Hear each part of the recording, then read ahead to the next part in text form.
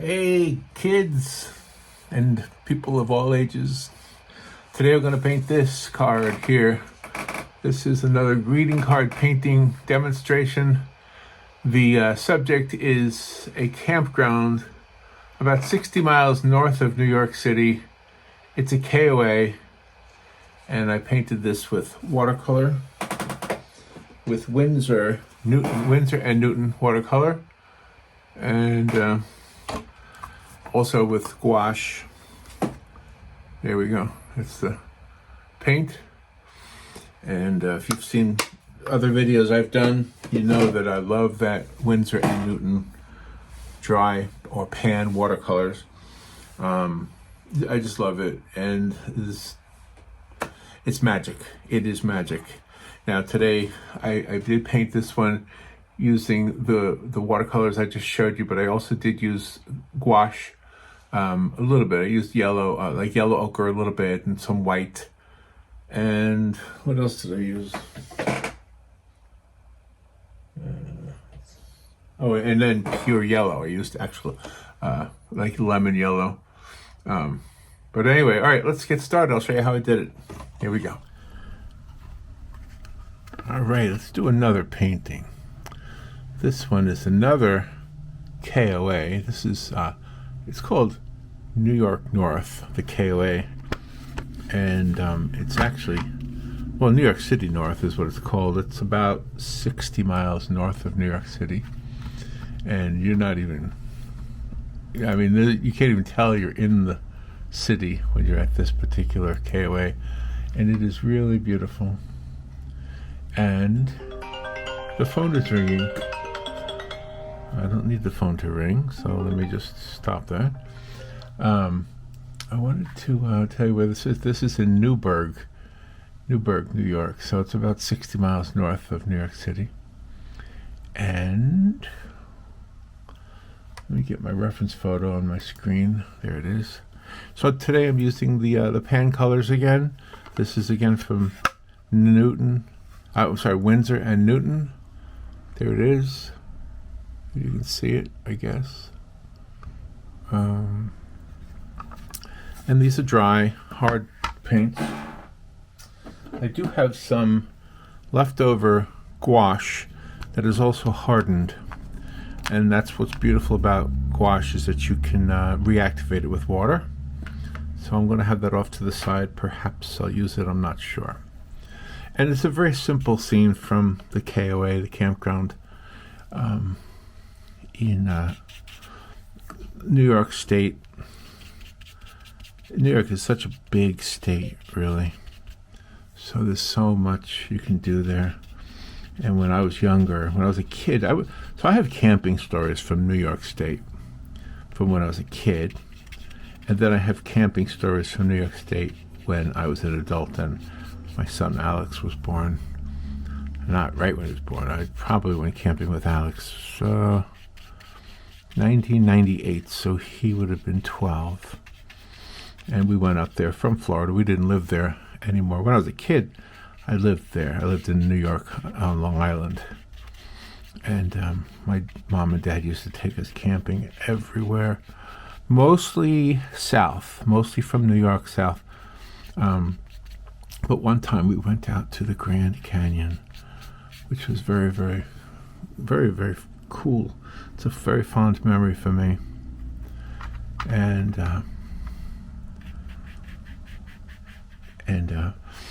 But we went upstate New York. Now, when I say upstate, we know when you're a kid, you don't really know how far things are. You just sit in the car and you go.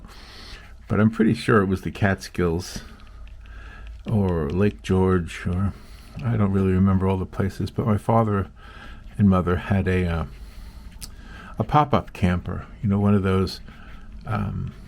It's got a canvas cover, and it pops up, you know, after you park. So you drag it behind the car, you pull it behind the car, and we had a Chevrolet Impala station wagon at that time. It was maroon in color, and it had 3 seats, the front seat, of course. And they were all bench seats. So So there was the front seat, the middle seat, which was looking forward, and then the back seat, way in the back, looked backwards. So if you were a kid, you felt really cool sitting in the back because you could look behind, you could look at the cars behind you as you were sitting there goofing with your brothers, which was my case, or just being silly, or just doing whatever we did. I mean, back then, there was no video games or anything. Gosh, wouldn't that have been cool? We would have probably loved that. I don't remember what we might have done. I don't think we had games. Maybe we had those little books, those little like puzzle books, or maybe we had, do you remember, if you're old enough, do you remember the weekly readers? Those little things that they gave out at the school. I think you had to pay for them, but I'm sure my parents paid. I didn't pay. So we might have had those, or maybe like Boy's Life. My brothers were Boy Scouts, and I, for some reason, didn't care, I guess, to be a Boy Scout, so it didn't happen for me. But I liked reading the magazine. Had little fun things in it, and games, and some comics. Anyway, so what has that got to do with anything? It's got to do with upstate New York. So I'm from New York, the New York City area, Long Island. On the west part of Long Island is very suburb. It's not urban-like, but it's very suburban-like. So if that makes sense to anybody. I guess it makes sense if you lived through that kind of thing. And so going upstate New York was a treat for me and for my brothers. And going camping was a treat. When I go camping now, I do like camping. But I guess because I'm older, I kind of struggle with it a little bit, getting up out of, because I'm still using a tent. Maybe what I need is to get one of those RV things, one of those campers, So it's kind of funny to think about. But. All right, so what I want to do here is I'm painting this little bit of landscape that's from the KOA in Newburgh. And so right here's the foreground grass, and over here, this back right here, that's going to be some like other side of the water, and this is the water right here. That's where the water is going to be. So I have to make sure I keep some of this reflective stuff happening in the water, and then of course I'll darken it, but I just want to make sure I have it in there. And then back here, some of these trees over here and over here. So I'm just putting in the basic parts that I want to use. The grass is green, but it looks yellow because the sun is so bright. And then over here, it's in the shade, so it's got more of a blue-green to it. So that's what I want to do here. And then in the back there, in this part of New York State, there are mountains, but this particular picture doesn't show them. So, and what I like to do is let the water flow here in the watercolor. Let the watercolor do what watercolor does, which is to create this magical, unpredictable series of little patterns and little areas that dry up and just, they look great and you don't know why. It's just one of those magical things about watercolor. So there's that. And of course this is grass, so I'll have to add something later on after it dries to give it the feel of grass. Right now it's just a big green blob. And then back over here, I'm going to get this dark area here, right in the back. I want that to go up there, and then over here, let's just put in a bit of a dark area where the bottom of the trees will be.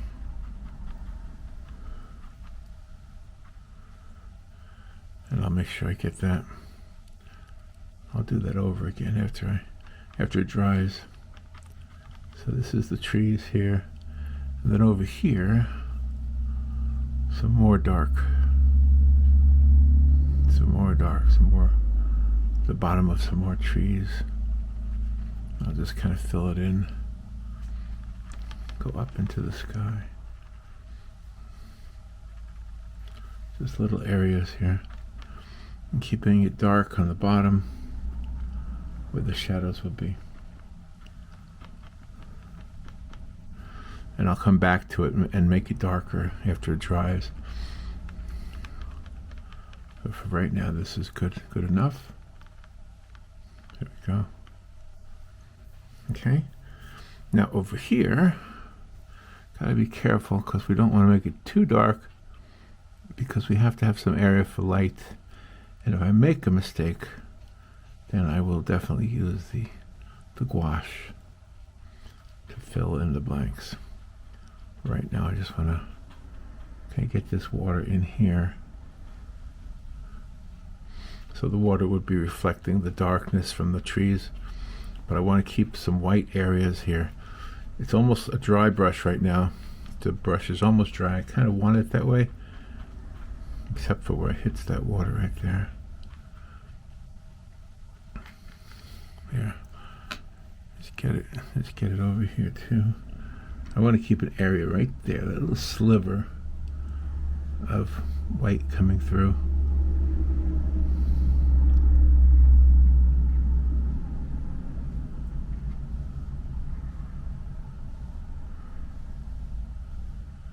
There we go.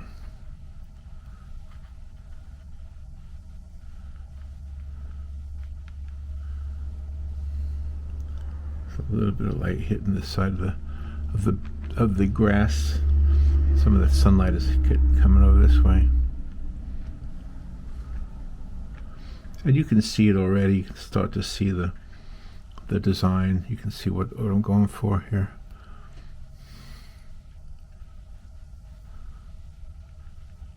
Okay. I might use my dryer to make it go quicker. So last time I did one of these, I did it kind of half and half. Half was real time and half was time lapse.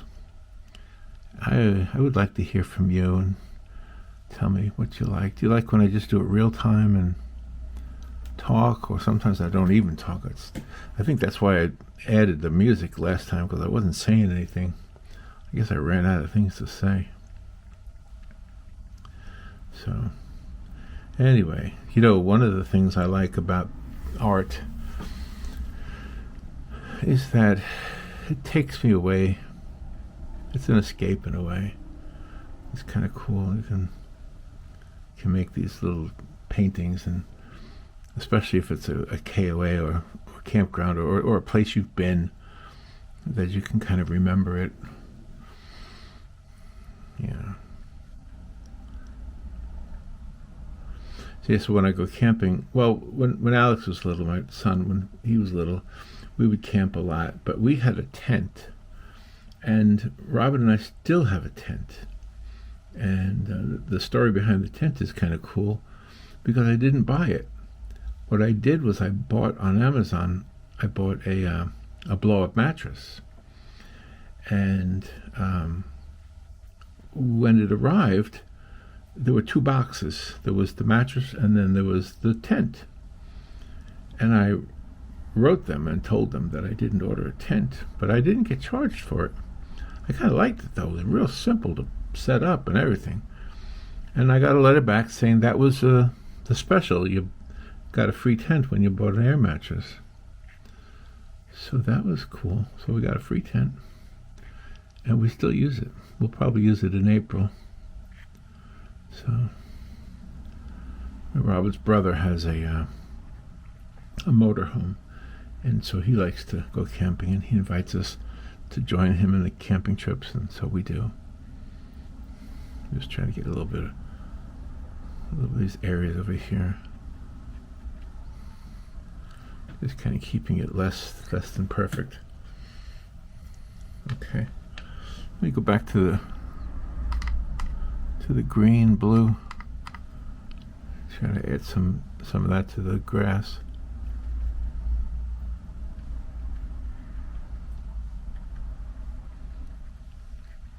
Try to keep it a little bit dappled so that I can add the look of like light coming through the tree limbs, just a little bit.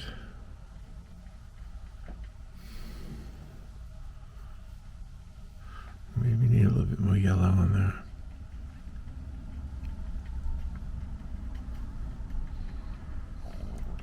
So I don't know, how many of you think about things from the past a lot? I do and I don't. I go back. It seems like when I do these videos, though, I talk about the past a lot. I think the videos don't represent who I am, really, because I'm talking about the past more than I actually think about the past. So let me tell you about now. How about I do that? I'll tell you about now. Well, now I'm somewhat retired because I worked in radio for 36 years. When I say I worked in radio, I was a disc jockey only in the very, very, very beginning of my radio years. After that, I was more of an announcer, more of a talk show host. And I didn't really get into the whole political talk show thing. I was more of I used to like to compare it to a magazine on the radio, where we would, when I say we, because Robin and I did the show together, we did a couple shows. And plus we had the children's show. So again, I don't want to talk about the past, but I want to talk about the present. So yes, I did retire rather. I retired from radio, and I guess I didn't really like being completely retired, so Robin and I started a podcast, which we do every day. It's called The World Spins Fine on Her Own. We also have a YouTube channel by that name. They don't have the same content. The audio only podcast is basically us reading trending stories in the news, and that's pretty much what it is.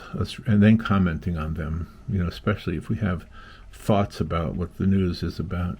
I try not to include hard stories, bad stories like we had yesterday with the shooting in Kansas City, which was horrible.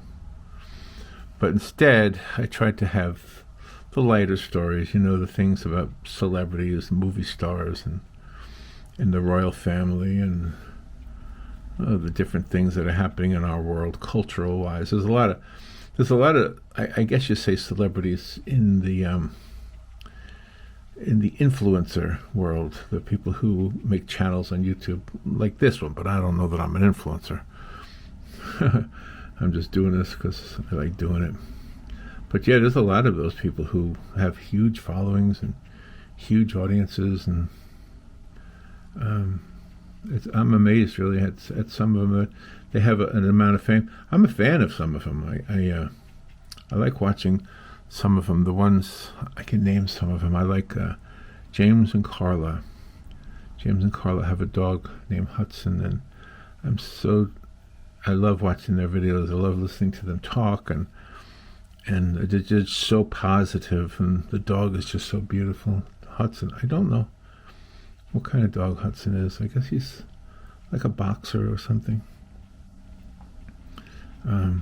But I do like watching them. And they have a home here in Florida, down in the Fort Lauderdale area. I think that's where they have a home. And then they have a home up in New York, in the Lower East Side. I've never have been to it, but Robin and I sort of know them. I did a picture of their dog, a painting of their dog, and we sent it to them. So we know Carla gave us their address so we could send it to them. And it was very cool. It feels like somebody who's in the public eye, and it's kind of cool. When Robin and I did the radio show, we were in the public eye, and it's never been something that I thought was famous, but it was probably a taste of what it must be like for a famous person. It must be. I don't know what it's really like. The little bit that I do, we have experienced.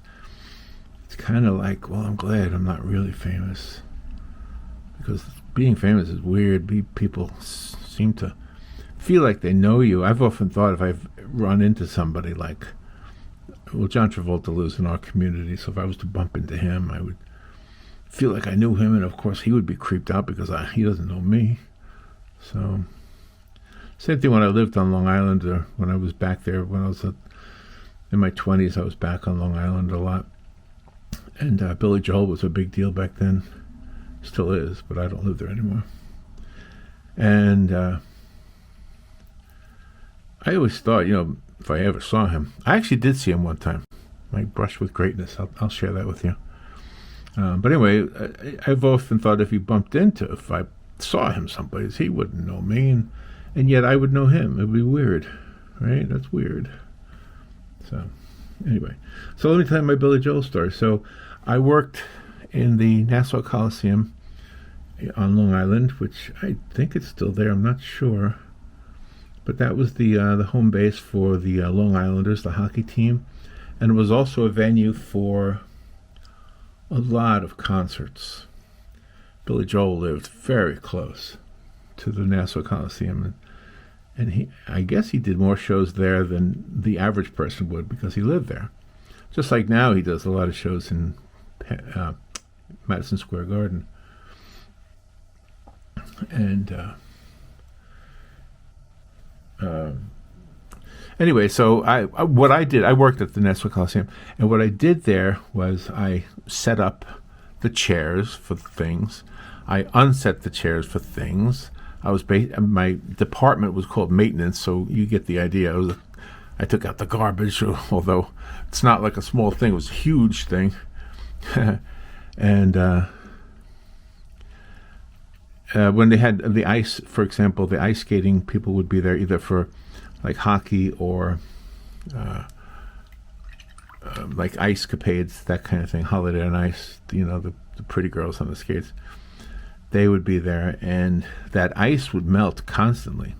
And so there was always a need to squeegee the water up out of the walking areas, the walking places.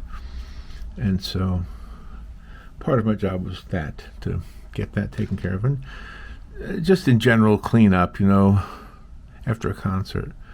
Well, anyway, I was going to tell you about Billy Joel. So there was a room we went to. It was the place where we had lockers for our stuff, and it's where we reported to work. I guess it was the office for the manager of the maintenance company. I think it was called AAA Maintenance, by the way. And one time I was in there, and Billy Joel, well, let me put it this way. Somebody came to the doorway, it was open, and threw in a bag of Flying Saucer ice creams, which is a product from Carvel. I don't know if you know Carvel ice cream. And he said, "Here you go, guys." And I didn't really see who it was. But one of the other guys said, "That was Billy Joel." Well, I got up right away to look. And by that time, he was wherever he was going. And he went to the stage. There was a stage that was set up for a concert he was going to do.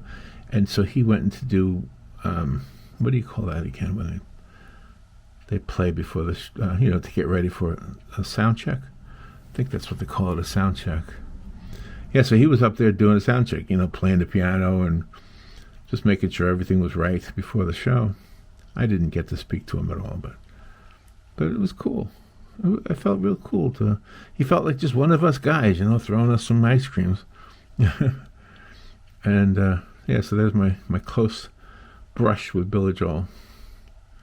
And, there's nothing else to tell you there. That's the whole story.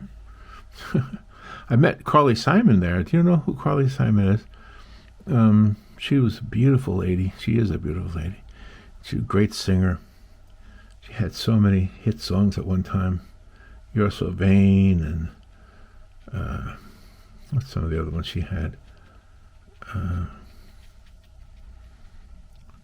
That's the Way I Always Heard It Should Be. That's a great song. That's a great song, too. And anyway, so I was standing in the Coliseum right off stage when James Taylor was playing, the singer, James Taylor.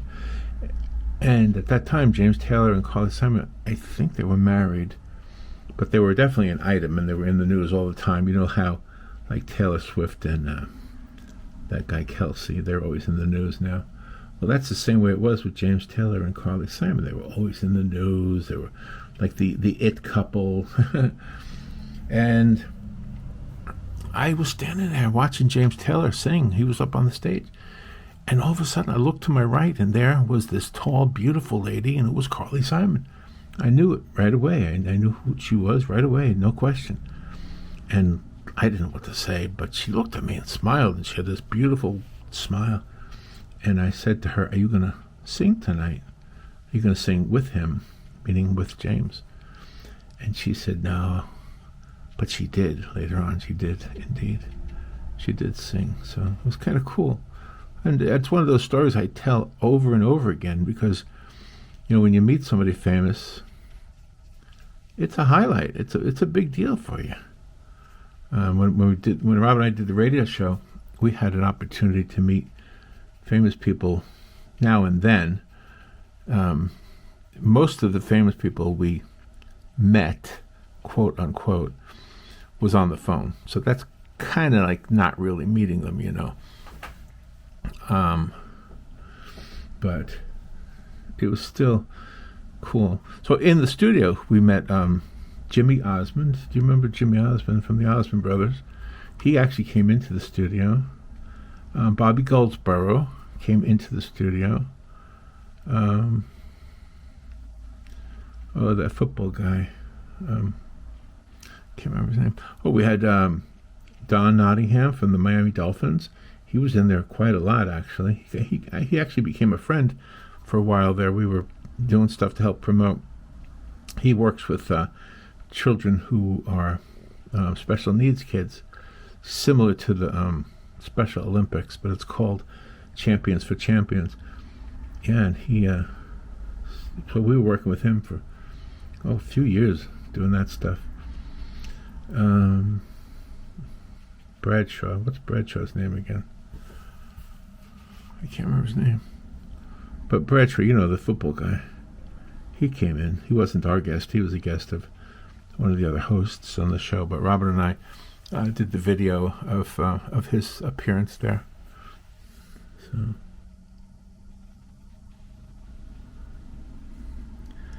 anyway, this is starting to come together. Right now, this looks like a blob that I am not happy with. So I got to work that. That needs help. But everything else is starting to look good. I definitely will be using the gouache because there's no way I'm going to be able to take watercolor and fix that over there. If I can just maybe make some a little bit darker areas here for the underside of these trees.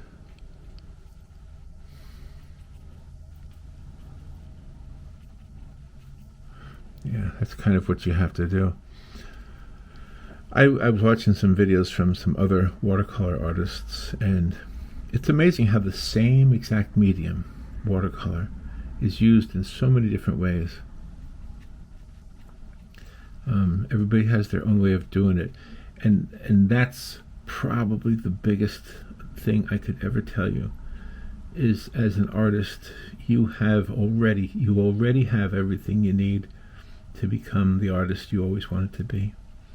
And it's good to watch other people and maybe get some ideas on how to do whatever it is you want to do. And if it's abstract, you do it. If it's impressionism, you do it. Actually, my stuff is impressionistic because you can tell I'm not really painting trees. I'm just painting the impression of trees. So it's an impressionistic thing. So, all right, let me put some stuff up here. Make this tree look more like a tree. Right now it looks just like a blob. This is a very raggedy brush. Can you see it? It's not really good.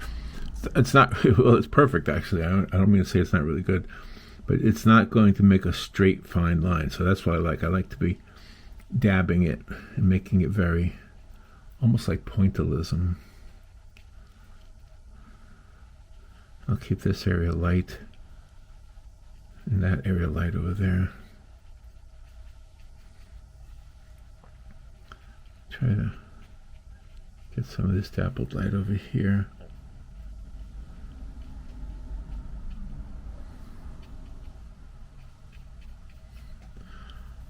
Try to get this water looking like water. It's starting to look like it. What do you think? Take these hairs on this brush and dab it in a little bit, make this grass look a little bit like it's got some shadows happening on it.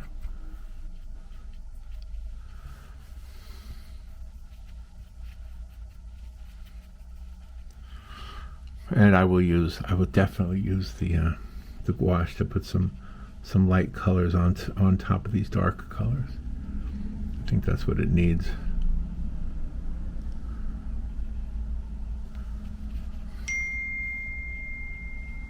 Getting messages from Robin. She's out and telling me that she's still doing what she's doing. So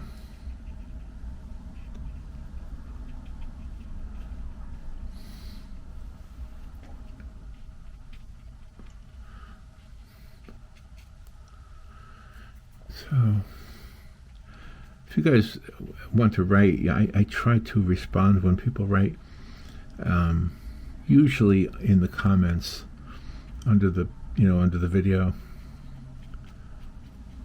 where there's a comment section. So far everybody's been really nice though. So far I haven't had any haters, which is good.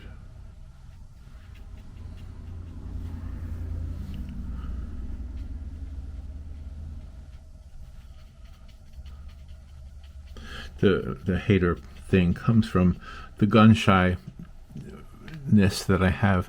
The radio show had a lot of haters. If you have a guest on and listeners don't agree with the opinion of the guest, yes, you will get haters. They'll either say something negative about the guest, or they'll say something negative about me or Robin, because sometimes they thought we should be asking harder questions, and there may have been some times when they were right. Maybe I should have asked some harder questions, but I didn't. It wasn't my cup of tea. It wasn't something I really wanted to do. Mostly when I was interviewing people, I wanted to know what they thought of certain things. Now, there were many times when I had a political candidate on and I would ask direct questions. They weren't really hardball, but I could tell that the guest didn't want to answer them, and they would give me this double talk. They would just say nothing, basically, have a lot of words and say nothing. And I actually got to learn pretty quickly that that's kind of a technique that they use. I don't know if they learn it or they just pick it up somewhere. But yeah, they're not all free as far as what they want to talk about. They will. All right, so now this part right here, I kind of like it looking a little bit mysterious as to why it's just so bright there. And this got a couple of shadows there. So I can put the few little wisps here from the grass on the other side of the water. And probably do some of that over here too. I'm going to use some light colors now from the gouache to make it look more like water. I have to dry it first though, so I think in the last video I didn't show you how I dried it, but I have done it in other videos. So what I use is a heat blower, like a hair dryer, but it's not a hair dryer, and I kind of wish I did have a hair dryer. It's this thing. It's called Pro Heater. And it's really meant to like for shrink wrap. So it gets too hot for the paper. So you have to be very careful when you're blowing on the paper that you don't burn the paper. The picture is pretty much done, so I pretty much did most of it with the pan colors, the dry colors. But I'm going to just spread some of it out. I'm going to go over it with the gouache and fill in the parts that I'm not happy with. So I don't know if you would call that mixed media when you're done, but I always label it exactly as it is. I always, like on the wherever I post it, if I post it on Instagram or Facebook or X, I basically say this is pan colors and, sorry, that's a little bit noisy. You say it's pan colors and gouache mixed together. So, all right, now let me get some of these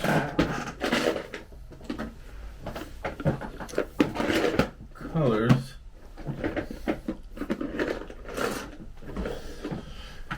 All right, so here's some white gouache. This is made by the M. Graham and Company. I don't know if you can tell that. So I'm going to use this, I think, as a starting point, because here's more gouache, but this is all dried. I'm going to use the wet gouache. Just put a little bit on there. And let's see if I can make this look more like a tree, more like grass. And then I'll use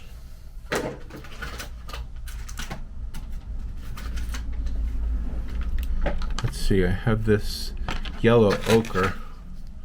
This yellow ochre might come in handy. So I'm going to use that wet also. I'll put that on the little palette over there. And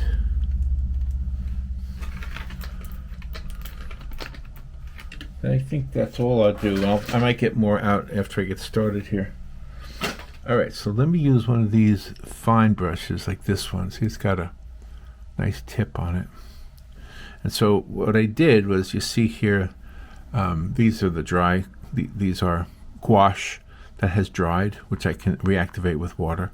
But here's the wet white, and here's the wet yellow ochre. So what I want to do with the two of them, let me see, just mix them up a little bit. There we go. What I want to do is I want to add some very fine lines here to represent some of the trees that are being hit by sunlight.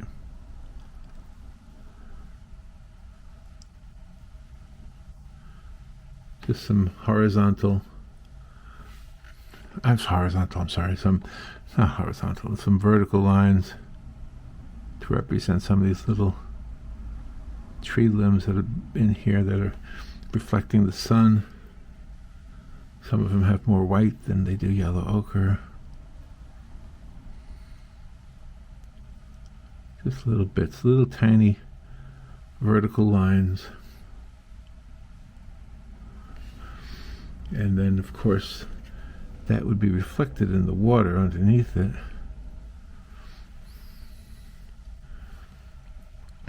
And I think the grass over here, maybe I need some more of that yellow. Okay, now I'm going to take, so I think I need some green actually. Let me just go ahead and get this, I'm going to reactivate this green here. Just get it wet. And because the white's already mixed in with it, I'll go ahead and take this yellow that's already dry also.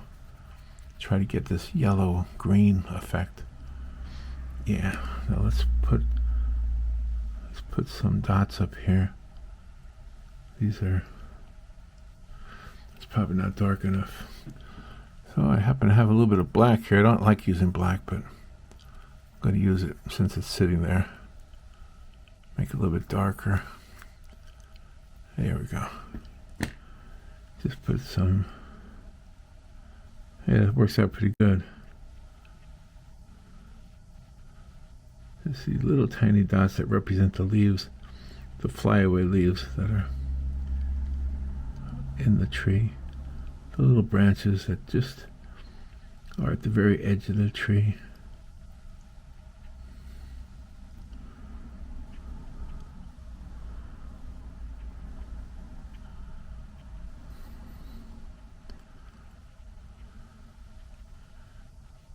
Yeah, just they have little clusters of their own. All right, now let me get some of that. Get some of that white, I guess.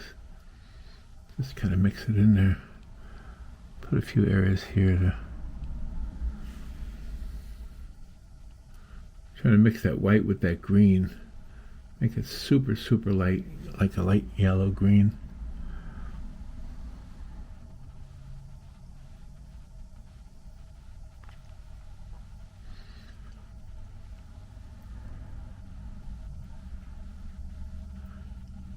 Here we go. Just keep rubbing into that yellow. I keep feeling like it needs to be more yellow. I can grab some of this yellow too. That's one thing I like. You can mix it with the watercolor.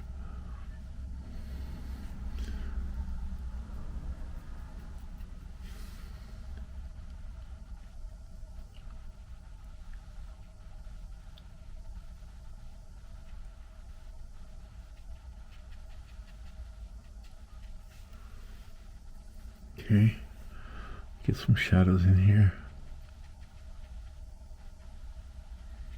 Starting to look more like a tree now.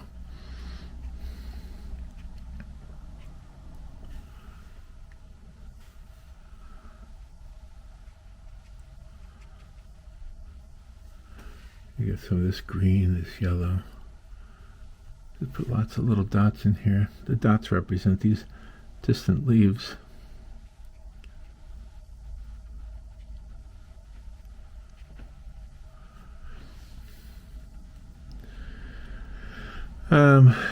Yeah, so just keep painting it in there. Feels like it needs to be a lot lighter. Add some more white to it.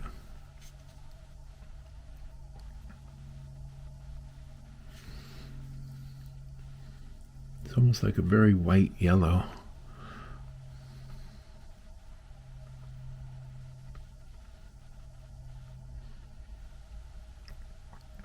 Yeah, some of these tree colors. That's one thing when you look at trees. It's not one green. It's not a wall. It's not painted like a wall. It's got lots of colors and lots of places for the light to be reflected, and lots of places for the light to be not dry, but the light to be gone, like in shadows. You know.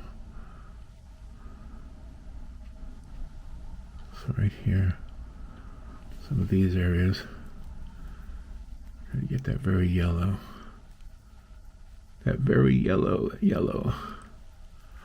This is what I'm doing. I have my hand off the camera. But that's a yellow piece of paint right there. Just trying to get all these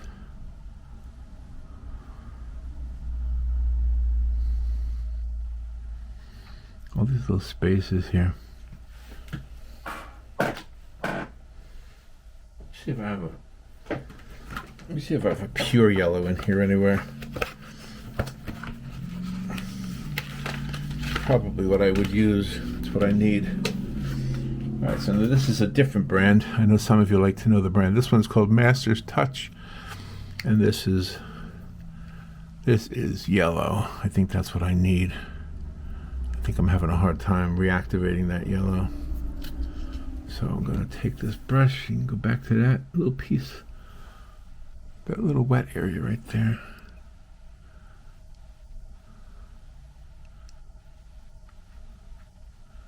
Yeah, try and get that yellow in there. Let it contrast with the dark shadows behind the other tree.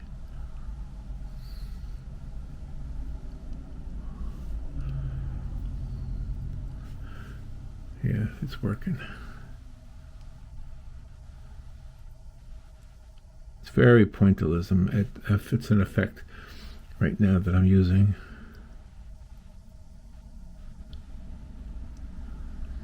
I like the way it looks. It's starting to happen. It takes a while before you start to see the results, but then you do.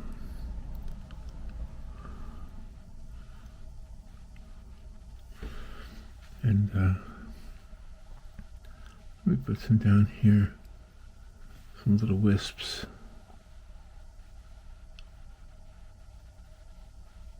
Some of the sunlight is hitting.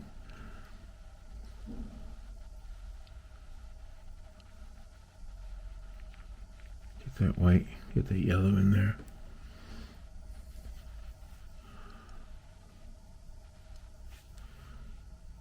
Yeah, now it's not so much of a blob looking. It looks more like a tree.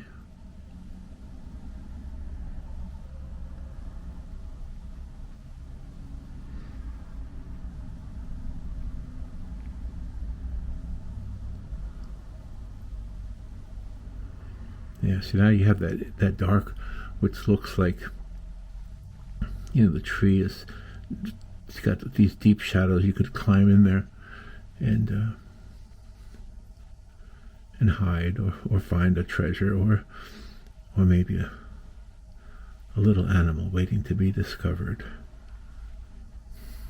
All right, now I'm adding yellow to some of these other trees just to give the feel that there's sunlight hitting them, coming down at an angle. Yeah, I like that. So the gouache works very well. Now, the question you might ask is, well, why don't you just do the whole painting in gouache? It's a good question. I think the answer I would give you is this, that I love the watercolors. I love the pan watercolors. There's just something about them I like a lot, and so I think maybe I'm not as good of a watercolorist as some people. So other more experienced watercolorists would possibly not do it this way. You know, they would be like, it's not a pure watercolor painting. And there is a way to do it, and there is a way to probably plan out some of this. I know some watercolorists use masking fluid, and they cover the areas that they want to remain white. I've never tried that. I've seen it in the store, though. I've seen the masking fluid in the store. But I've never actually used it. Now what I'm doing is I'm just giving little streaks across here where the sunlight is hitting the grass across the way, just to brighten it up a little bit. I might have put too much shadow on there, and I want it to have a dappled look anyway.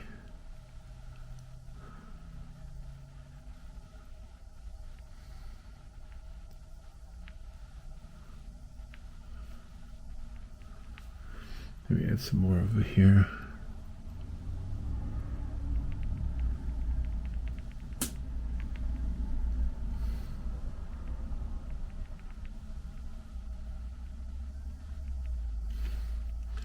There we go. And there's little areas in the water that's reflecting all those things. So I would put them in there too.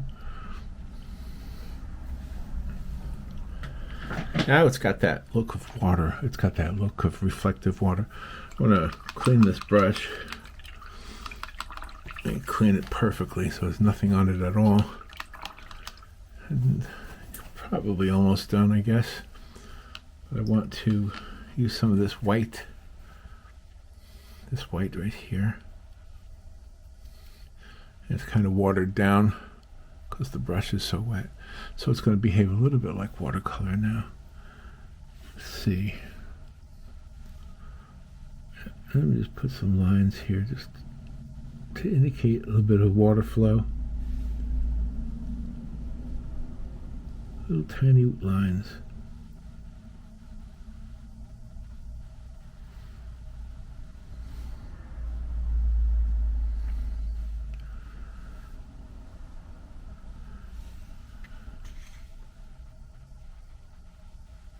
Very, very fine little line, hardly touching the paper.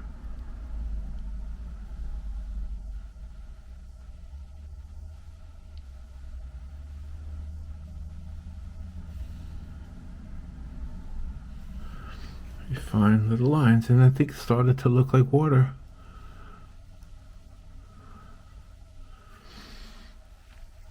I get some of that yellow. Get some sunlight hitting over here. Try to make some more dappled look over here.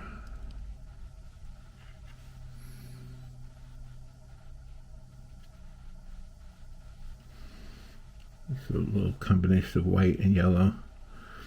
Maybe yellow more than white.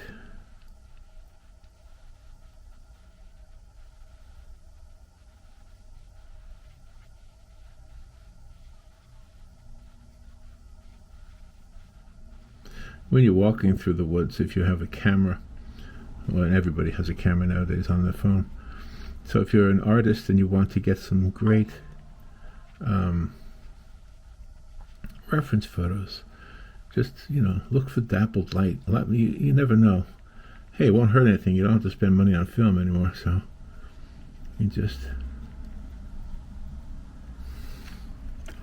I'm not so sure I'm happy with that, by the way. That's an experiment in a way. I'll fix that. I'm not really happy with it. But take a little bit of yellow, a little bit of green, and kind of mush it up.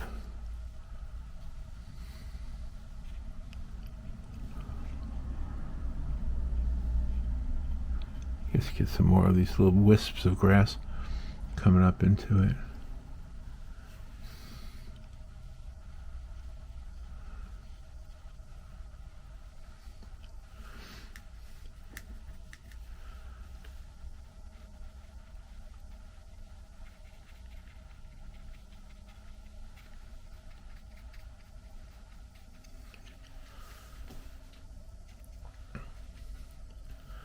There we go. A little bit more and we'll be done. Let me just get some more of this burnt umber, whatever it's called. Whatever that yellow is called. Yellow ochre, sorry. Couldn't remember what it was called. Oops, that's too wet. That's too wet. It's not going to work. Got to get the brush a little bit drier than that.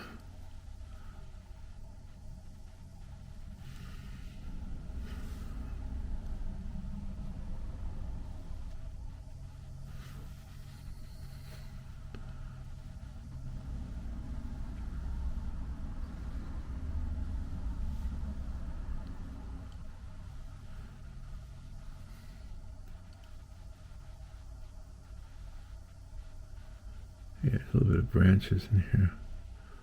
The sunlight is hitting the wood.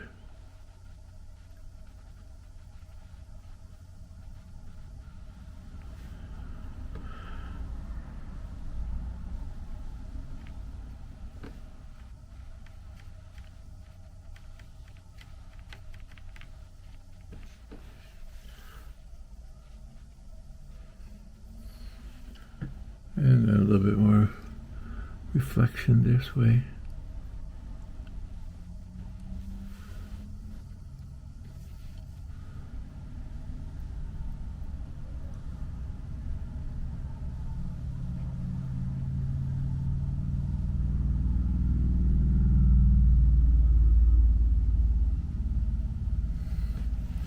There.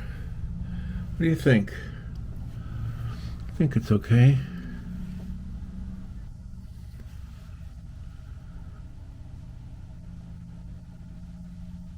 A bit of distance there, so distance, some more light hitting the grass across the way there.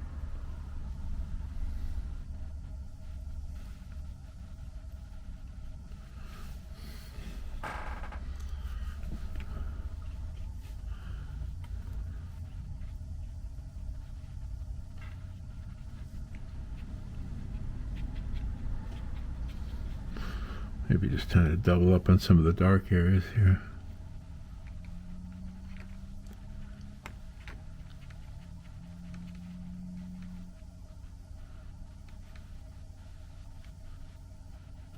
Yeah, so this is all part of my memory of the KOA in Newburgh, New York. So that's what it is.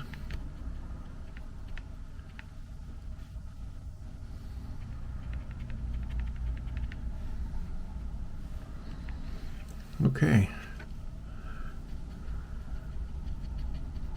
Let me get that other brush. Just dab a little bit, spread out some of those colors.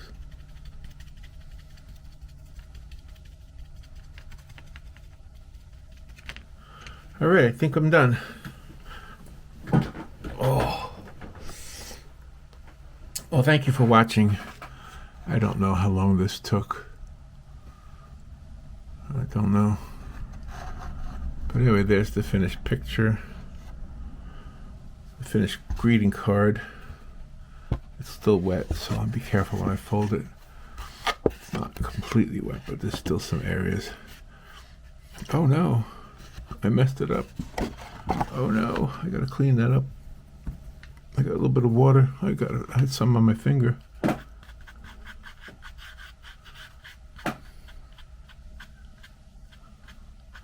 Well, hopefully it dries okay, I guess. All right, well, thanks for watching. I'll fix it up. So the first part you saw was the finished picture. There it is, the KOA in Newburgh, New York. Also called KOA New York City or something like that. All right, see you later. Bye.